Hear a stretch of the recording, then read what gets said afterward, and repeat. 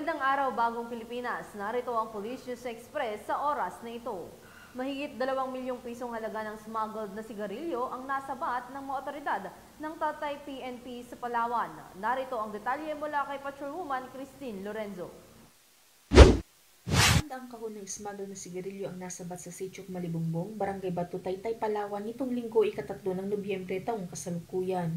Naaresto ng pinagsanib na pwersa ng Taytay Municipal Police Station at Provincial Intelligence Unit Palawan ang isang suspect na lalaki, 33 anyos at residente ng Calawag sa nasabing bayan. Ayon sa PNP, isang concerned citizen ang nag-report tungkol sa isang closed van na nakaparada sa gilid ng kalsada sa nasabing lugar na may lamang smuggled na sigarilyo. Dakong alas 5 ng hapon ay agad na nagsagawa ng operasyon ang mga otoridad kasama ang mga barangay officials at media. Dito, natagpuan ang 173 kahon ng sigarilyo na tinatayang nagkakahalaga ng 2,508,500 pesos. Nahaharap ang suspect sa mga paglabag sa kasong RA 10643 o the Graphic Health Warnings Law at sa RA 10863 o Customs Modernization and Tariff Act.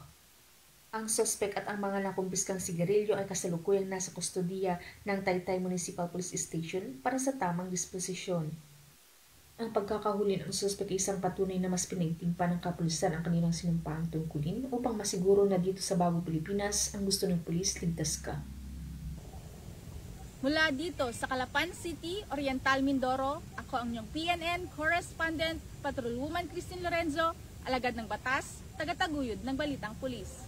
Maraming salamat, Patrolwoman Lorenzo, at para sa iba pang napapanahong balitang pampulisya, laging tumutok sa Police News Network.